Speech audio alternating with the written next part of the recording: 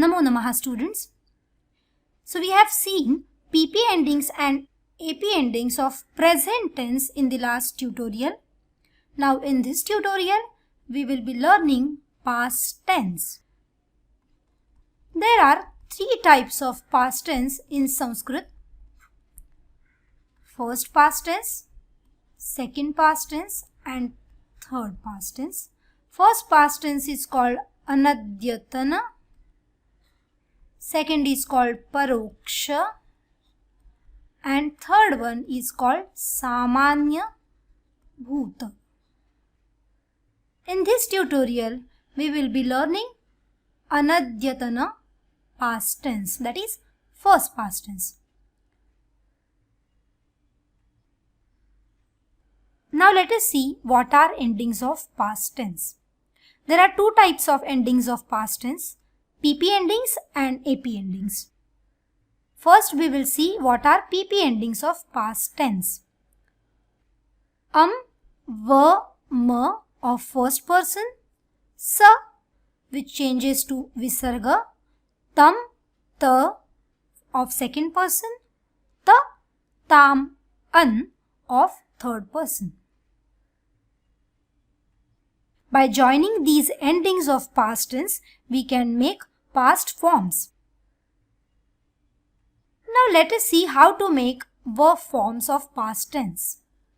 The most important rule of making past forms in Sanskrit is this a is added before verbal root.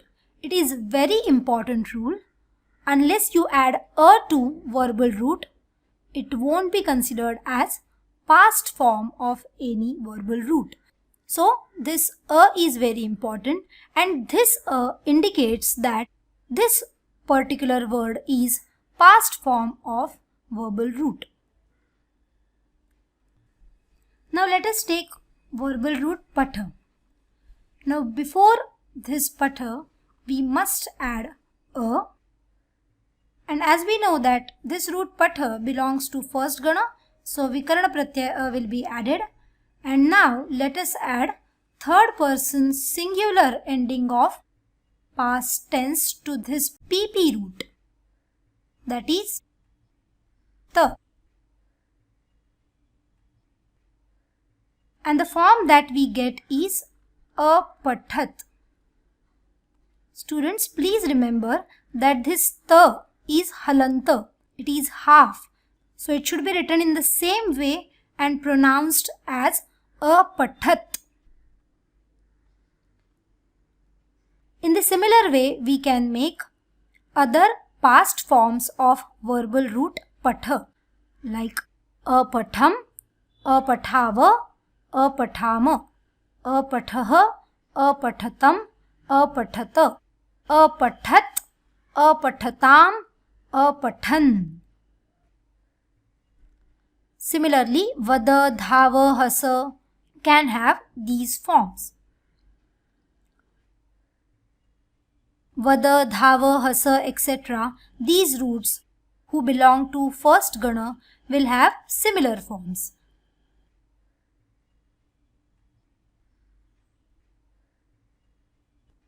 Next root is nasha. It belongs to fourth gana. So the past forms of verbal root nasha will be anashyam, anashyava, anashyama, anashyah, anashyatam, anashyata, anashyat, anashyatam, anashyan. Roots like siddha, nruta, etc. will also have similar forms. Next we have root likha, which belongs to sixth gana. So the past forms of verbal root likha will be alikham, alikhava, alikhama, alikhaha, alikhatam, alikhata, alikhat, alikhatam, alikhan. In the similar way, roots like pracha, prucha, isha, icha will also have same verbal forms. Next we have verbal root katha. It belongs to 10th gana. So verbal forms of verbal root katha will be akathayam, akathayava, akathayama, अकथयः, अकथयतम्, अकथयत, अकथयत्, अकथयताम्, अकथयन्. Roots like puja, racha, etc. will also have similar forms. So we have seen that PP endings can be attached to PP roots in this way, and past forms of these verbal roots can be made similarly. Now let us see what are AP endings of past tense. They are E, vahi, mahi of first person, thas which changes to thaha, atham, dhvam of second person, then ta, atam, an of third person.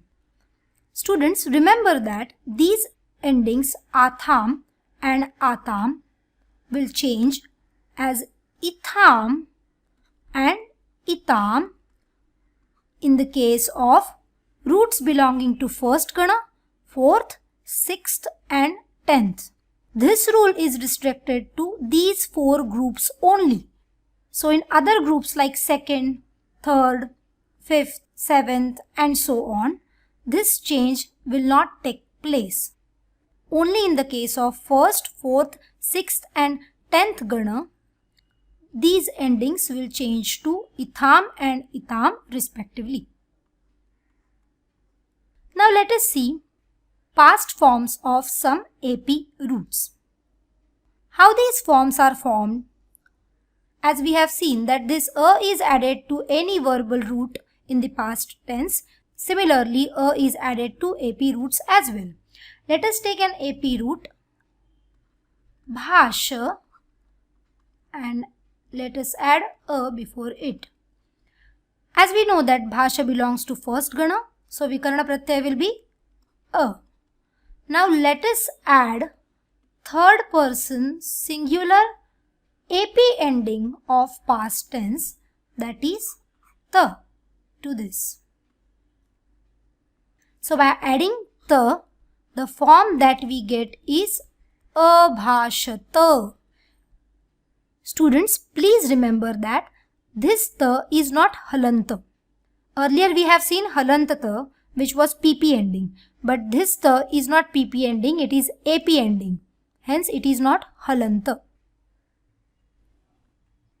Now other past verb forms of this root bhasha can be made in this way.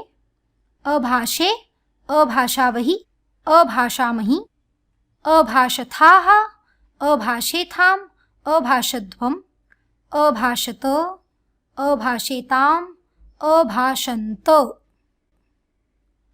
Roots like seva, labha, etc. can also have similar forms. Next root is mana, which belongs to fourth gana. Past forms of this root mana will be amanye, amanyavahi, amanyamahi, amanyathaha, amanyetham, amanyadhvam, amanyata, amanyetam, amanyanta. Roots like yudha, vida, etc. will also have same forms. Then we have root disha, which belongs to sixth gana. The forms will be adishe, adishavahi, adishamahi, adishathaha, adishetham, adishadhvam, adishata, adishetam, adishanta. Other verbal roots belonging to sixth gana like mila, krusha, etc. will also have similar forms. Next we have root mantra, which belongs to 10th gana. The forms will be amantraye, amantrayavahi, amantrayamahi, amantrayathaha, amantrayetham, amantrayadhvam, amantrayata, amantrayetam, amantrayanta. This year is very important because this year is part of vikarana pratyaya of 10th gana, which is a year. So don't forget to write this year while forming verb forms of roots belonging to 10th gana.